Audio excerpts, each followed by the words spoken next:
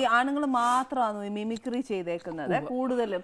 ഇപ്പം സ്ത്രീകളൊന്നും അത് അധികം ചെയ്തിട്ടില്ല. പക്ഷെ you entered and break that. അപ്പൊ പിന്നെ അത് വൈ അങ്ങനെ ഒരു ഇത് വന്നേ? അല്ല അത് ഈ പറഞ്ഞ പോലെ അല്ല അതിൻ്റെ അല്ലടാ, അത് ആക്സിഡൻ്റലി ഇറ്റ് ഹാപ്പൻ. ബിക്കോസ് ഞാനിത് പ്രാക്ടീസ് തുടങ്ങി. പിന്നെ നമ്മൾ സ്കൂള് കോളേജ് ഇങ്ങനെയാണല്ലോ പോകണം. അപ്പോൾ നാച്ചുറലി അവിടെ കോമ്പറ്റീഷൻസ് വരും. അപ്പോൾ ഈ ഒരു ഇനത്തിന് വേറെ ആർക്കും ഒന്നും പങ്കെടുക്കാനൊന്നുമില്ല. അപ്പോൾ ചുമ്മാ ബാക്കി എല്ലാവരും പങ്കെടുക്കുന്ന കൂട്ടത്തിൽ ഞാനും അങ്ങ് പങ്കെടുത്തു. പിന്നെ ഏറ്റവും വലിയ രസം എന്താ വെച്ചാൽ ഞാൻ കോളേജ് ടൈമിൽ യുവജനോത്സവം ആ ടൈമിലൊക്കെ ടീനി ടോം അങ്ങനെ എല്ലാവരും ഉണ്ട്. അന്നൊക്കെ നമുക്ക് അങ്ങോട്ട് കണ്ടെടുത്ത പോലെ കണ്ടുപിടിക്കണം. നമ്മൾ കോമ്പറ്റീഷനിൽ ഒന്നിച്ചാണല്ലോ. അപ്പോൾ ഏറ്റവും നല്ലൊരു കാര്യം എന്ന് വെച്ചാൽ അന്ന് ഞാൻ ചെയ്തത് ഈശ്വരൻ സഹിച്ച എല്ലാവർക്കും ഇഷ്ടപ്പെട്ടു. എല്ലാ അപ്പളും പോയാലും എനിക്ക് പ്രൈസ് അവർ തരും. അത് ഒരു പെണ്ണല്ലേ ഉള്ളൂ. അതെന്താന്നറിയില്ല.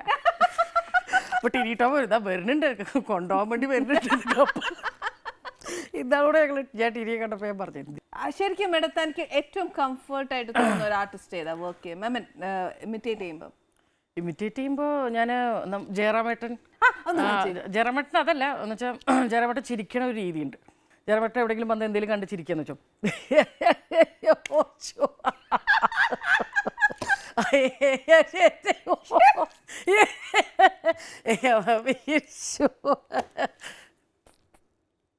ശരിയായോ എനിക്കറിയില്ല കേട്ടോ.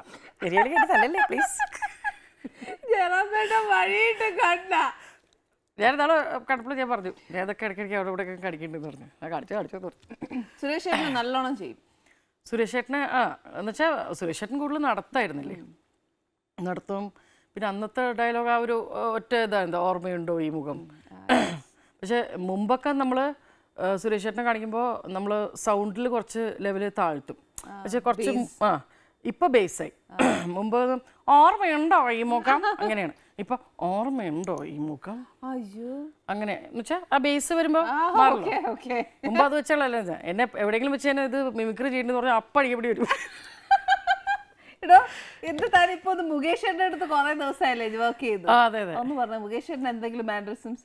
അല്ല മുകേഷ് ചേട്ടന് പണ്ടത്തെ പോലെ തന്നെ അതേ മാനറിസം തന്നെയാണ്. എന്തോന്നടേ പറഞ്ഞ പിന്നെ ഇയാൾ കോപ്പ് ആ ഒരു ശരിയാണ്. കറക്റ്റ്. സ്റ്റേജിൽ ഫസ്റ്റ് ടൈം പെർഫോം ചെയ്യുമ്പോഴേ ആരെ ഫസ്റ്റ് ചെയ്തേ? ഞാൻ സ്റ്റേജിൽ അത് പറഞ്ഞപ്പോഴാണ് ഞാൻ ഫസ്റ്റ് എനിക്ക് ഒരു സ്റ്റേജ് അല്ലെങ്കിൽ ഒരു വേദി കിട്ടിയത് ആക്ച്വലി പറഞ്ഞാൽ മറ്റേ എന്താണ് ഒരു പടത്തിൻ്റെ സെലിബ്രേഷൻ്റെ ടൈമിലാണ്. മറ്റേ ഭരതേട്ടൻ്റെ പടം വൈശാലി. അതെ വൈശാലി. അപ്പോൾ ആ സമയത്ത് ഈ പറഞ്ഞ പോലെ പ്രോഗ്രാംസൊക്കെ അവർ ഫിക്സ് ചെയ്ത് വരുന്നേ ഉള്ളൂ. അപ്പോൾ ഇത് മറ്റേ ജയകുമാർ അങ്കിൾ എന്നോട് ചോദിച്ചു നിനക്ക് മിമിക്രി ചെയ്യണമെങ്കിൽ ഞാനൊരു വേദി തരാം, നീ അവിടെ ചെയ്തോ. അപ്പോൾ എനിക്ക് ഭയങ്കര സന്തോഷം. ആദ്യമായിട്ടാണല്ലോ. അതും ഞാൻ ഒട്ടും പ്രതീക്ഷിക്കുന്നില്ല അവിടെ ആര് വരും എന്ത് വരും അറിയില്ല. ഈ പടത്തിലെ ആൾക്കാരൊക്കെ ഉണ്ടാവുമെന്ന് അറിയാം. പിന്നെ ഞാൻ റെഡി ആയിട്ട് മൈക്കിൻ്റെ മുമ്പിലൊക്കെ നിന്നപ്പോൾ ഞാനിങ്ങനെ വെറുതെ നോക്കി ആരാണ് നമുക്ക് ആകാംക്ഷയാണ്. നോക്കുമ്പോണ്ട് സാക്ഷാൽ നസീർ സാറൊക്കെ അവിടെ ഇരിക്കുന്നു.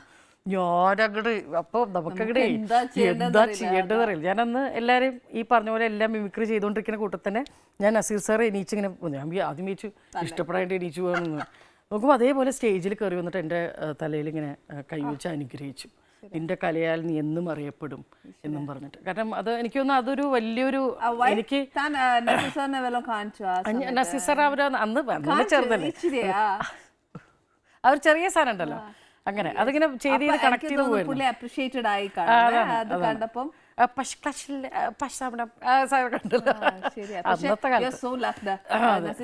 കാണാൻ പറ്റിയല്ലോ.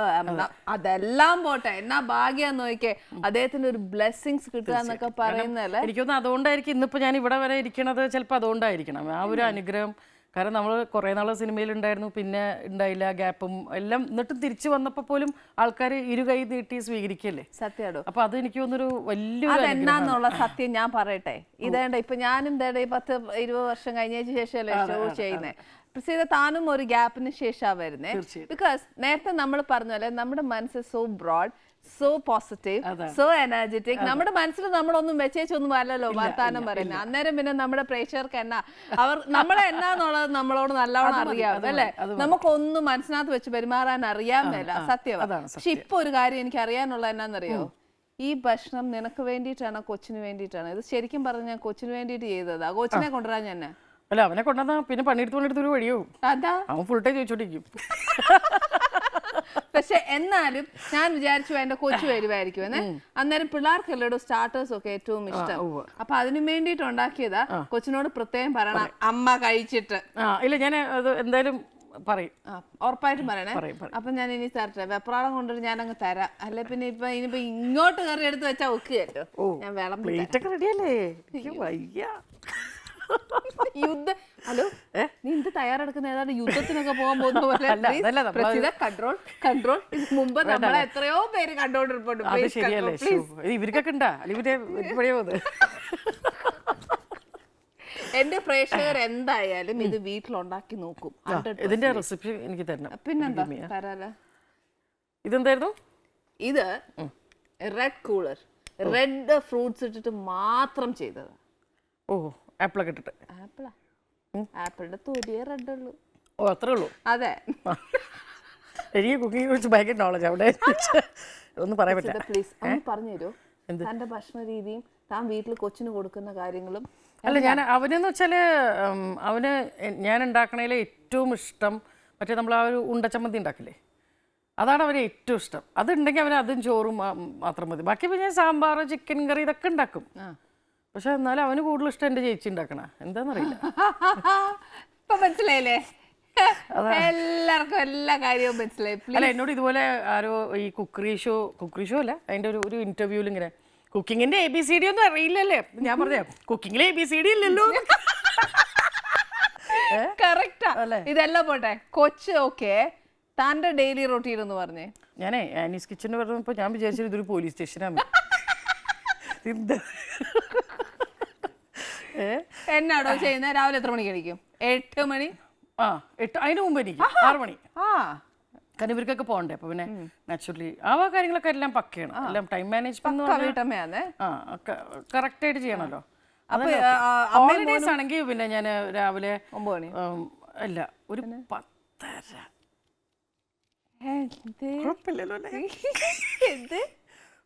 ഹോളിഡേ അല്ലേ, സൺഡേസ് ഹോളിഡേ. അപ്പൊ ഞാൻ നേരത്തെ കൂട്ടി എല്ലാവരോടും പറഞ്ഞു വെക്കും, എല്ലാവരും ഡിസ്റ്റർബ് ചെയ്യരുത്, നിങ്ങൾക്ക് വേണ്ട ഭക്ഷണവും എല്ലാ കാര്യങ്ങളൊക്കെ എടുത്ത് ചൂടാക്കി കഴിക്കുക, അല്ലെങ്കിൽ എന്തെങ്കിലും ഫ്രഷ് ആയിട്ട് ട്രൈ ചെയ്യണമെങ്കിൽ ട്രൈ ചെയ്തോളൂ. കിച്ചൺ ഫ്രീ ആണല്ലോ, ആർക്കും ട്രൈ.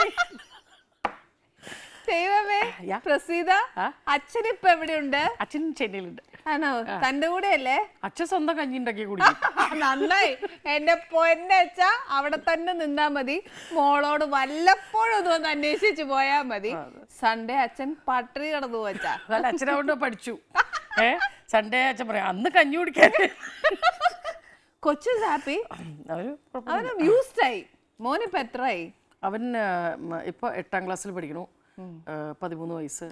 അല്ല, എന്റെ പോലെ തന്നെ നല്ല. എടോ, തന്റെ സ്ഥലം ശരിക്കും ബേസിക്കലി എവിടെയാ?